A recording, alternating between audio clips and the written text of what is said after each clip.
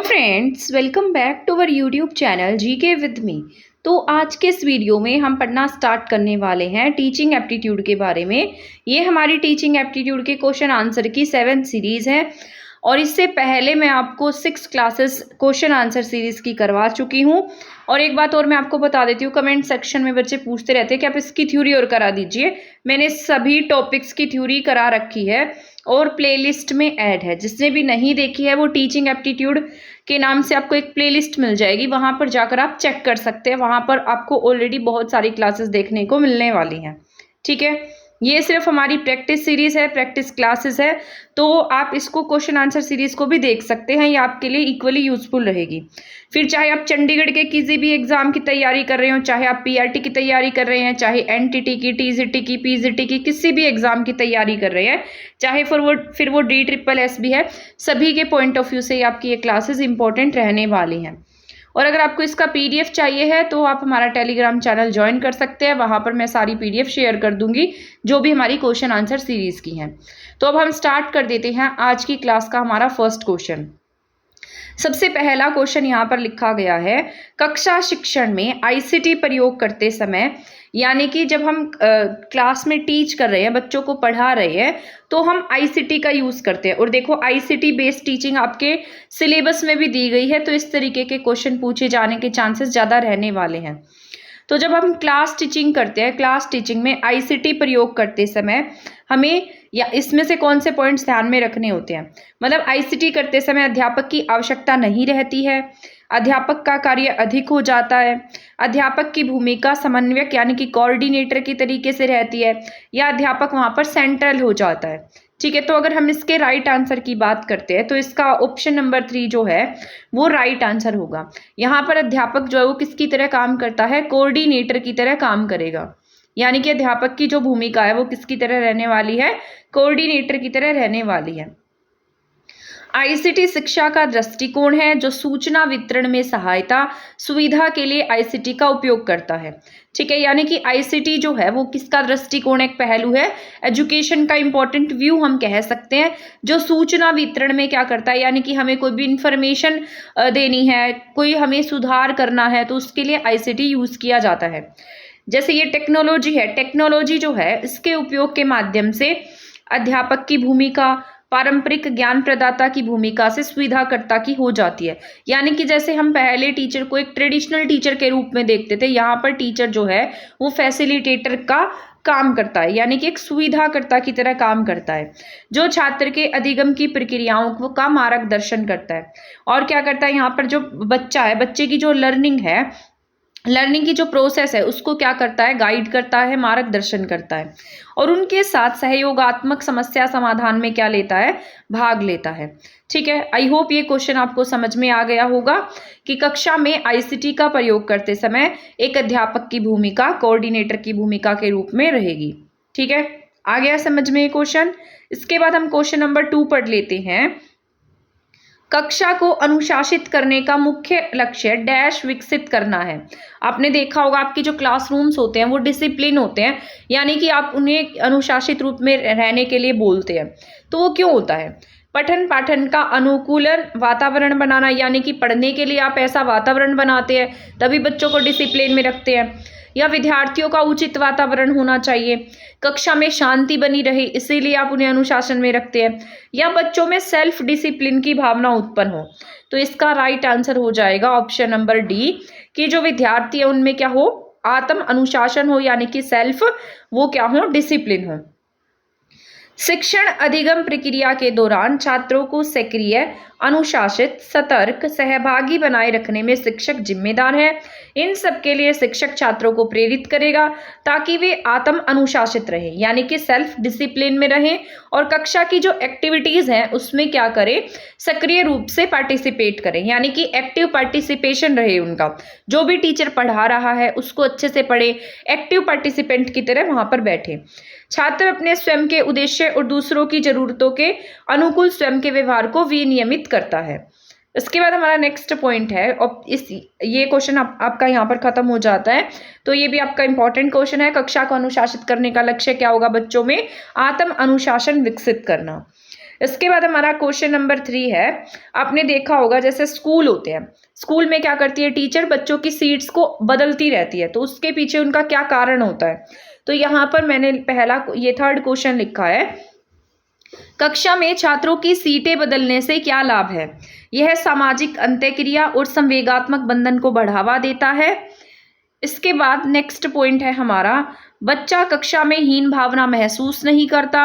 बच्चे को स्वतंत्र और आत्मविश्वासी बनाना है या नए आने वाले बच्चों का स्वागत करना है।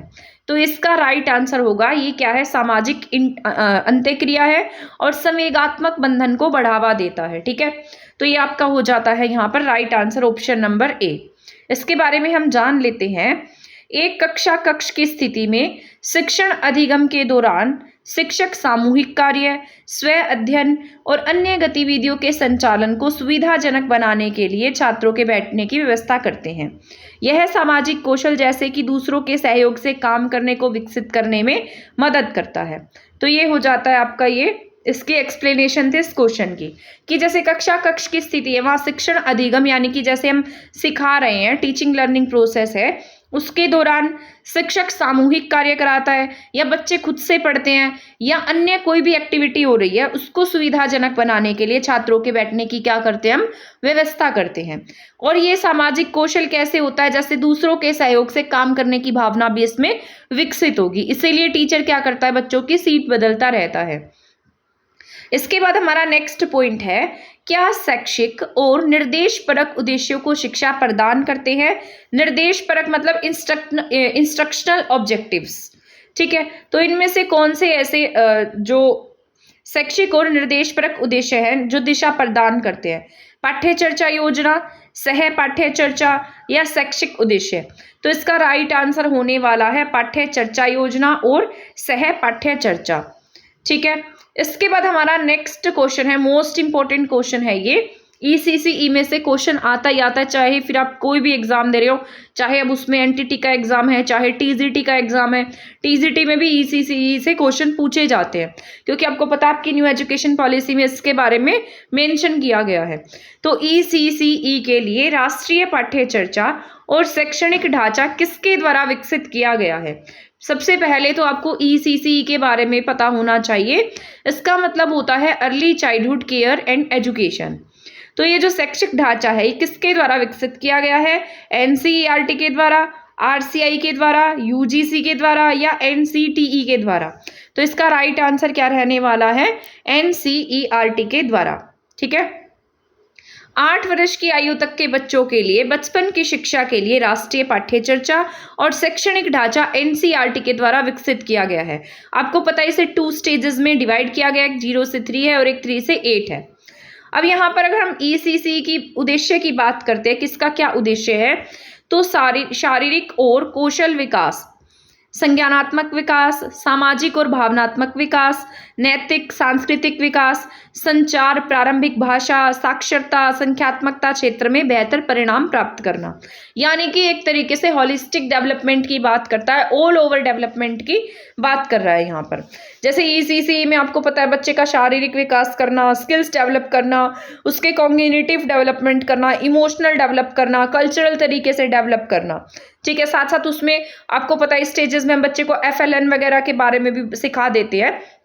काउंटिंग सीख जाता है बच्चा, यहाँ पर कुछ नंबर सीख जाता है, ऐड सब्ट्रैक्शन सीख जाता है। तो ये सब बच्चे में विकसित करना ईसीसी का उद्देश्य है। अधिगम किसके द्वारा प्रभावित होता है, यानी कि जो लर्निंग है, आपको पता है आपके सिलेबस में लर्निंग फैक्टर वाला चैप्टर भी दिया गया है, तो उसको पढ़ना भी जरूरी है। अधिगम किसके द्वारा प्रभावित होता है, यानी कि जो हम लर्निंग कर रहे हैं उसको प्रभावित करने वाले कौन से फैक्टर्स होते हैं। तो कौन से फैक्टर्स से वो प्रभावित होता है, मनोवैज्ञानिक कारक से, सामाजिक सांस्कृतिक कारक से, विद्यालय संबंधी कारक से या अध्यापक संबंधित कारक से। तो इसका आंसर हो जाएगा ऑल ऑफ दिस। जब आप लर्निंग करते हैं तो आपका मानसिक संतुलन जो है वो अच्छा होना चाहिए। मान लीजिए आप टेंशन में है, आपको स्ट्रेस है, तो आप अच्छे से नहीं पढ़ पाएंगे, आपके माइंड में कहीं ना कहीं दूसरी बातें चलती रहेंगी। वैसे ही आपका सामाजिक जो बैकग्राउंड है वो भी सही होना चाहिए।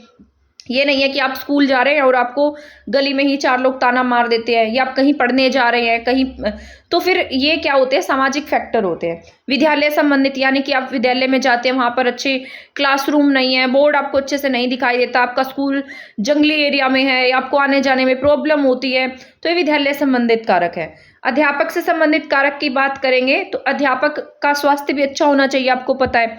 ये नहीं है कि अध्यापक घर से एक तरीके से परेशान आता है, फिर बच्चों को पीट देता है, तो ये सारे के सारे क्या करते हैं, लर्निंग को प्रभावित करने वाले फैक्टर होते हैं। तो इसका आंसर हो जाएगा option number all of these, ठीक है।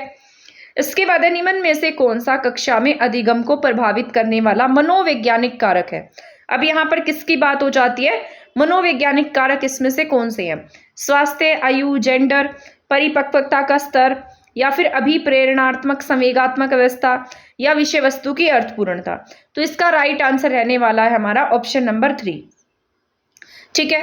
तो यहाँ पर इसमें क्या क्या रहता है, जैसे बुद्धि है, व्यक्तित्व है, दृष्टिकोण है, सोच, चिंतन, योग्यता, अभिप्रेरणा, संवेग, आत्म अवधारणा, इन सब में आती है।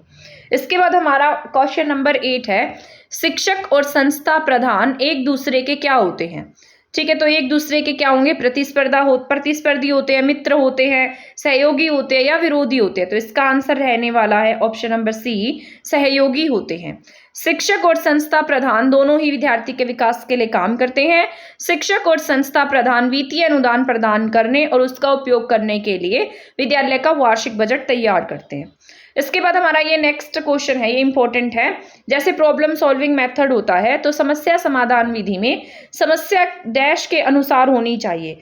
बच्चों के निर्देश के अकॉर्डिंग हम समस्या होगी इसमें, या बच्चे के प्रीवियस नॉलेज के बेस पर होगी, या बच्चे की आवश्यकता के अनुसार होगी। तो इसका राइट आंसर रहने वाला है ऑप्शन नंबर बी, बच्चों के पूर्व ज्ञान पर, ठीक है। इसके बाद हमारा लास्ट क्वेश्चन है, शारीरिक स्वास्थ्य, मानसिक क्षमता, थकान निम्न में से किस विकास को प्रभावित करती है।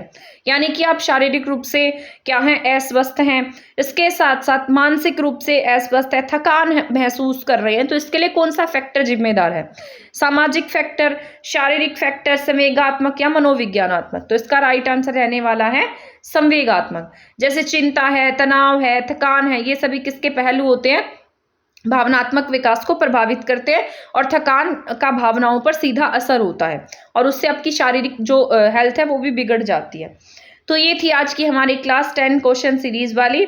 तो मैं ऐसी उम्मीद कर रही हूँ आपको ये क्लास समझ में आ गई होगी, आपने पढ़ी होगी, ठीक है, और आपके लिए यूजफुल रही होगी ये क्वेश्चन सीरीज।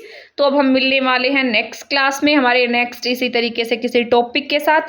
तब तक आप हमारे चैनल के साथ बने रहिएगा। नेक्स्ट क्लास में आपको फरवरी का करंट अफेयर भी कराऊंगी, और इसके साथ साथ ये क्वेश्चन सीरीज तो हमारी कंटिन्यू रहने ही वाली है, ठीक है ना। तो आप चैनल के साथ बने रहिएगा, और आने वाले टाइम में आपको चैनल पर और भी अच्छा कंटेंट देखने को मिलता रहेगा। तब तक के लिए थैंक यू, धन्यवाद।